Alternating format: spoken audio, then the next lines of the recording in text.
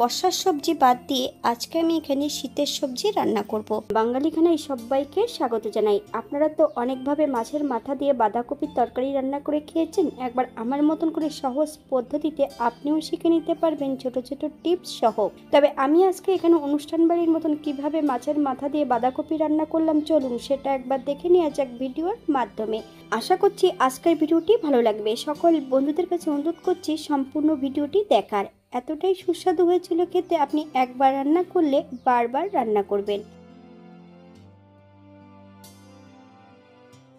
এখানে আমি একটা গোটা বাঁধাকপি নিয়ে নিয়েছি।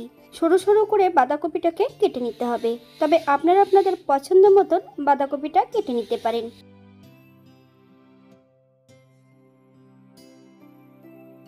এখানে আমি আগের থেকে বেশ কিছুটা কাতলা মাছের মাথা ধুয়ে পরিষ্কার করে রেখেছি।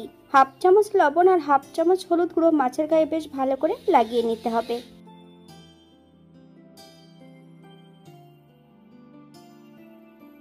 একটা কড়াইতে বেশ কিছুটা সর্ষের তেল অ্যাড করব। সম্পূর্ণ মাছের মাথাটা বেশ উল্টিয়ে পাল্টিয়ে ভেজে নিতে হবে। তবে আপনারা আপনাদের পছন্দ মতন মাছের মাথাটা ভেজে নিতে পারেন।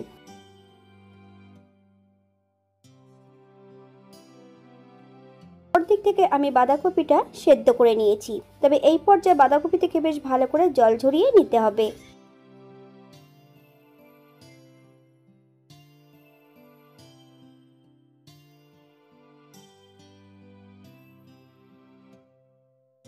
রান্নার জন্য এখানে আমি সর্ষের তেল অ্যাড করেছি একটা কড়াইতে। তেল গরম হওয়া পর্যন্ত অপেক্ষা করতে হবে। হাফ চামচ সাদা জিরে, ফোড়ন থেকে সুগন্ধ বেরোলে হাফ চামচ লবণ আর হাফ চামচ হলুদ গুঁড়ো দিয়ে বেশ কিছুটা আলু এখানে আমি ভেজে নেব। বাঙালি রান্না ঘরোয়া উপকরণ দিয়ে আপনাদের যদি রান্নাগুলো পছন্দ হয় তাহলে চ্যানেলটি সাবস্ক্রাইব করে দিয়ে পাশে থাকবেন। পাশে থাকা বেলটি বাজিয়ে দেবেন, নইলে নিত্য নতুন রান্নার নোটিফিকেশন পাবেন না। আমার এই চ্যানেলে আমিষ নিরামিষ বিভিন্ন ধরনের রেসিপি দেওয়া আছে। আপনাদের যদি পছন্দ হয় তাহলে চ্যানেলটি ঘুরে একবার দেখে নেবেন।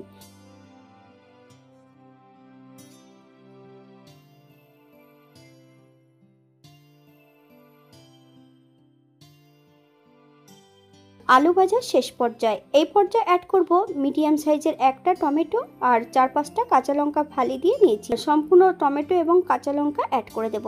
হাই ফ্লেমে 3 থেকে 4 মিনিটের মতন বেশ ভালো করে ভেজে নিতে হবে।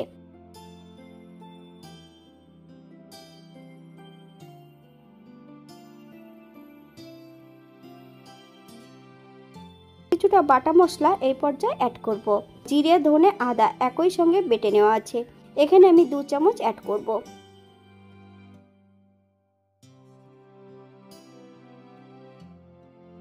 1 চামচ হলুদ গুঁড়ো, 1 চামচ লবণ, আপনার স্বাদ অনুসারে লবণটা অ্যাড করবেন। 1 চামচ কাশ্মীরি লঙ্কার গুঁড়ো। বেশ মশলাটা ভালো করে ভেজে নিতে হবে।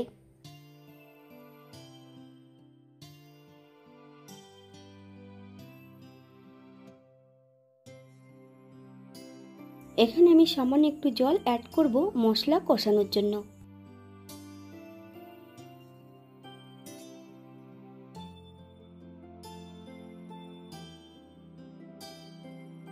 ভেজে নেওয়া সম্পূর্ণ মাছের মাথাটা এই পর্যায়ে অ্যাড করে দিতে হবে। মিডিয়াম আঁচে বেশ কিছু সময় মাথা এবং মশলা সহ বেশ ভালো করে কষিয়ে নিতে হবে, অথবা যতক্ষণ তেল না ছাড়ছে মশলা থেকে ততক্ষণ বেশ ভালো করে কষিয়ে নিতে হবে।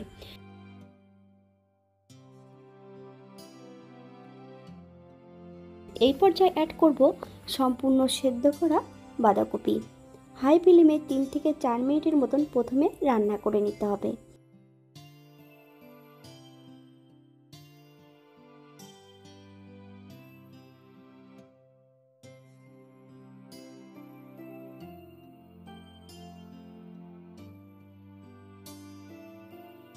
থেকে 15 মিনিটের মতন মিডিয়াম আঁচে রান্না করে নিতে হবে।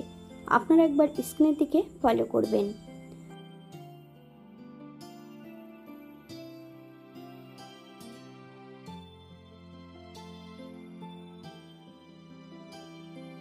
পনেরো মিনিট পর এই পর্যায়ে একবার চেক করে নিতে হবে যে আলুগুলো সেদ্ধ হয়েছে কিনা।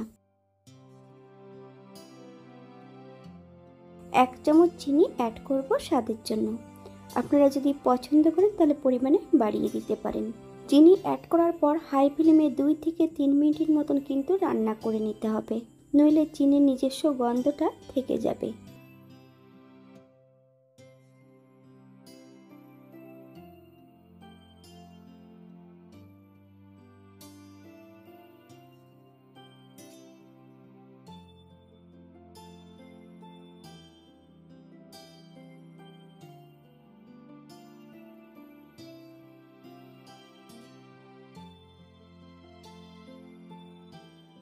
এক চামচ গরম মশলা বাটা, আপনারা যদি পছন্দ করেন তাহলে পরিমাণে বাড়িয়ে দিতে পারেন।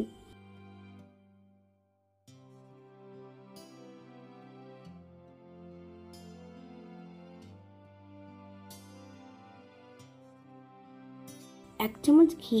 এই পর্যায়ে গ্যাসের ফ্লেমটা অফ করে দিয়ে 5 মিনিটের জন্য স্ট্যান্ডিং টাইম দিতে হবে। তারপর সার্ভ করব।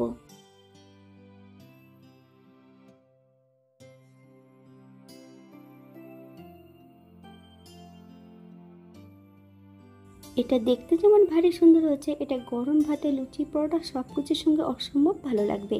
আপনারা বাড়িতে একবার একই পদ্ধতিতে বানিয়ে নেবেন।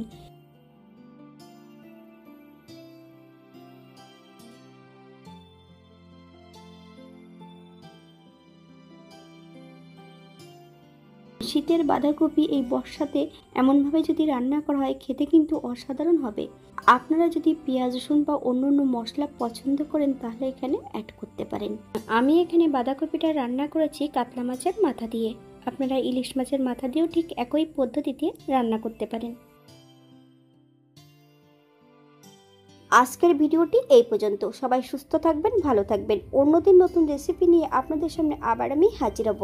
নতুন ও পুরনো সকল বন্ধুদের অসংখ্য ধন্যবাদ ভিডিওটি দেখার জন্য। হাতে যদি সময় থাকে তাহলে একটা লাইক, কমেন্ট, শেয়ার করবেন।